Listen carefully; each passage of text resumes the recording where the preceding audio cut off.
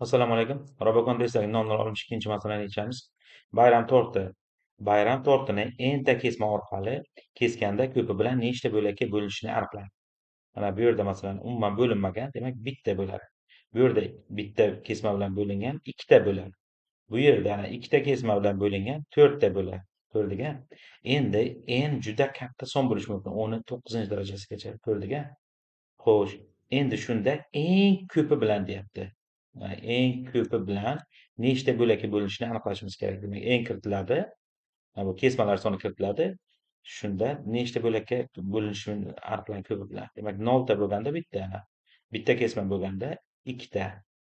Ikkita kesma bo'lganda to'rtta. Xo'sh, endi bunday qanday yechamiz? Buning uchun qonuniyatni topishimiz kerak. Ana bunday 0 ta kesma, bitta kesma, ikkita, 3 ta, 4 ta deb yozib, chizib, haqiqatdan sanab chiqamiz. Mana bitta, ikkita, 4 ta, 7 ta, 11 ta. Endi ana shu sonlarni qonuniyatini topishga urinamiz. 1, 2, 7, 11 e'tibor bering. Xo'sh, umuman kesma bo'lmaganda bitta o'zi bo'lak bo'ladi va 0 ta kesmani qo'shamiz. E'tibor bering, bitta bo'lyapti. Va endi bitta kesma bo'lganda e'tibor bering, har safar oldingi kesma keyingilariga yana o'shancha kesmalar sonicha nechinchi kesma bo'lsa o'shancha bo'lak qo'shadi. Masalan, bittami? Bitta kesma bitta kesmami? Bitta bo'lak qo'shilyapti, ikkita bo'lyapti.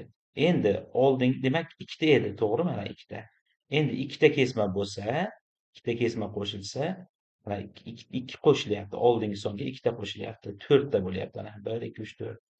Endi bu 4 taga 3-chi kesma, demak, yana 3 tani qo'shyapti. Ya'ni bo'ladi. Oldingi kesmalarni bo'lib, o'sha 3 ta kesma qo'shilib 7 bo'lyapti. E'tibor bering. Endi bu 7 yana 4-chi kesma qo'shilgandan e'tibor bering. Ana shunday kichik-kichik bo'lakchalar ham bor. Qo'shilib 11 bo'lyapti. Demak, e'tibor bersak, demak, bu kesmalar oshib boradi. 0, 1, 2, 3, 4. Demak, bir va boshida bitta boradi.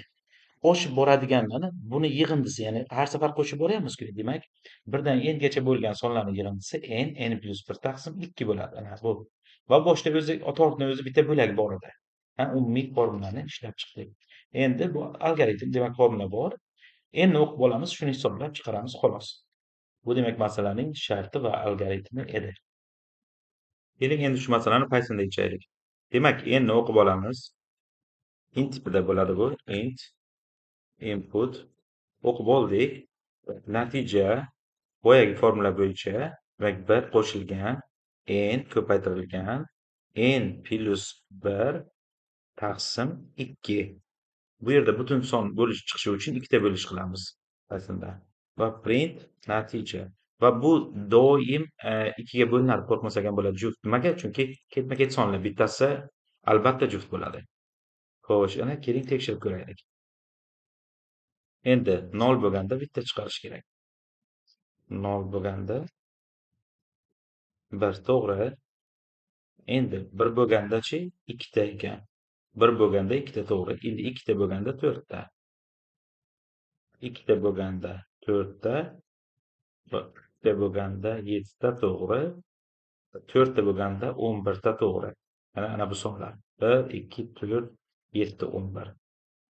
Xo'sh, buni olib endi baholash uchun yuboramiz. Va bu yerdan Python tilini tanlab yuborishni bosamiz. Va natijani kutamiz. Mana testlardan o'tyapti. Ana accepted bo'ldi. Bu degani to'g'ri degani. Demak, bu masalaning Pythondagi yechimi edi. Quyidagi Telegram, YouTube va Instagram kanallariga obuna bo'lamiz. Ilmni tarqalishiga hissa qo'shish uchun like bosamiz va keyingi videolarni o'tkazib yubormaslik uchun qo'ng'iroqchani bosib qo'yamiz.